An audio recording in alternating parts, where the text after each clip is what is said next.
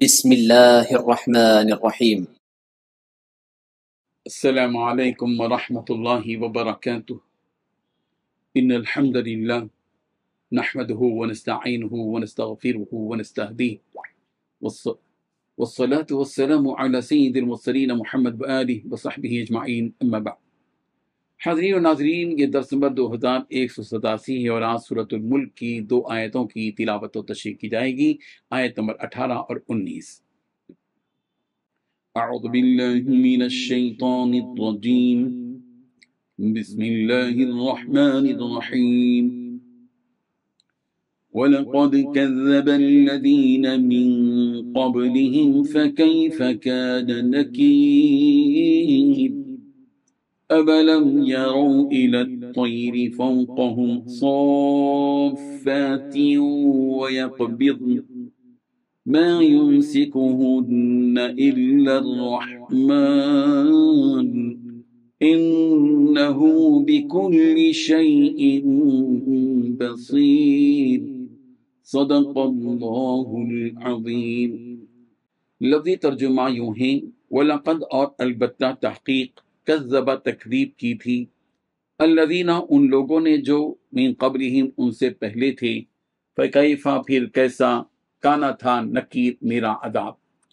اولم یرو کیا وہ نہیں دیکھتے، الی الطیر پرندوں کی طرف، فوقہم اپنے اوپر، صافات پر پھیلائے، وَيَقْبِضْنَ سمیٹے ہوئے، مَا يُمْسِكُهُنَّ نہیں تھامتا ان کو، الا مگر، الرحمن رحمان ہی، انہ بلا شبہ وہ، بکل شیء ہر چیز کو، بصیر خوب دیکھنے والا ہے۔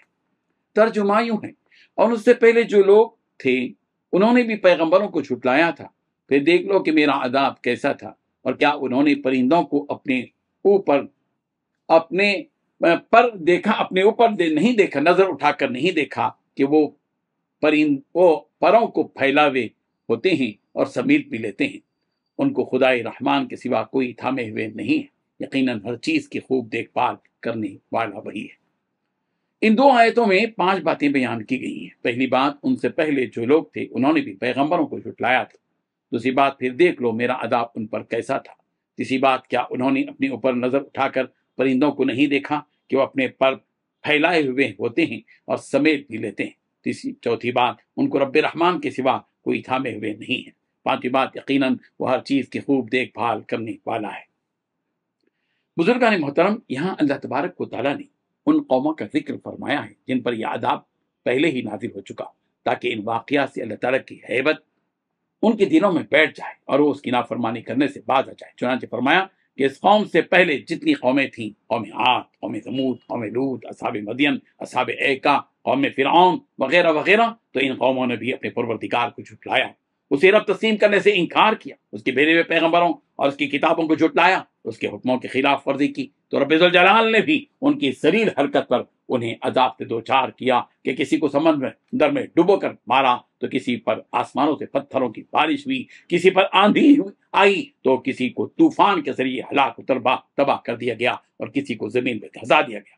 یہ جو عذاب کی شکلیں اللہ تبارک و تعالیٰ نے تمہارے سامنے بیان کی ہیں، وہ سارے عذاب تم سے پہلی قوموں پر آ چکے ہیں، جنہیں تم نے اپنی آنکھوں سے دیکھ لیا کہ ان کی اجڑی ہوئی بستیاں آج بھی ان کی ہلاکت کی خبریں دیتی ہیں۔ تم ان بستیوں میں چلتے ہو، پھرتے ہو، سفروں میں آتے جاتے دیکھتے ہو کہ ان قوموں کا انجام کیا ہوا، کس طرح وہ کھنڈ رات میں تبدیل ہو گئے، مکان رہ گئے، مکی نہیں رہا، قومیں ساری کی ساری ہلاک ہو گئیں۔ اسے ہمارے عذاب کو ہلکا مت سمجھو اور اس سے غفلت مت برتو، ورنہ نقصان بس تمہارا ہی ہوگا جیسے ان پچھلی قوموں کا ہوا۔ پچھلی آیت میں اللہ تبارک و تعالیٰ نے فرمایا کہ انسان کے لیے اللہ تبارک و تعالیٰ نے زمین کو مسخر کر دیا کہ جس پر وہ بآسانی چلتے پھرتے ہیں۔ اس آیت میں اللہ تبارک و تعالیٰ اپنی ایک اور قدرت ظاہر فرما رہے ہیں کہ جس طرح اس نے انسانوں کے لیے زمین کو مسخر فرمایا، اسی طرح اس نے اس فضا کو بھی پرندوں کے لیے مسخر فرما دیا۔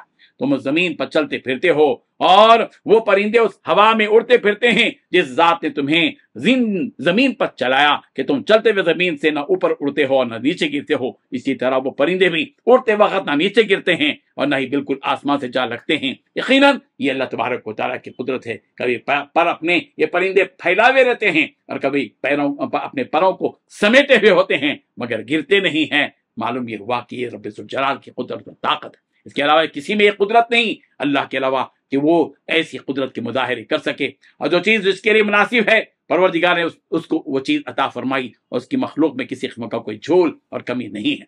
سورہ نحل کی آیت نمبر 79 میں اللہ تعالیٰ نے فرمایا الم یروا الی الطیر مسخرات فی جو السماء ما یمسکہن الا اللہ ان فی ذلک لآیات لقوم یؤمنون، کیا انہوں نے پرندوں کو نہیں دیکھا کہ وہ آسمان کی فضا میں اللہ کے حکم کے پابند ہیں، انہیں اللہ کے سوا کوئی اور تھامے ہوئے نہیں ہے، یقیناً اس میں بڑی نشانیاں ہیں ان لوگوں کے لیے جو ایمان رکھتے ہیں۔ اللہ تعالیٰ ہمیں بھی اس کی قدرت کو پہچاننے اور سچے دل سے اس کی عبادت اور اطاعت کرنے کی توفیق عطا فرمائے، آمین۔ وآخر دعوانا ان الحمد للہ رب العالمین۔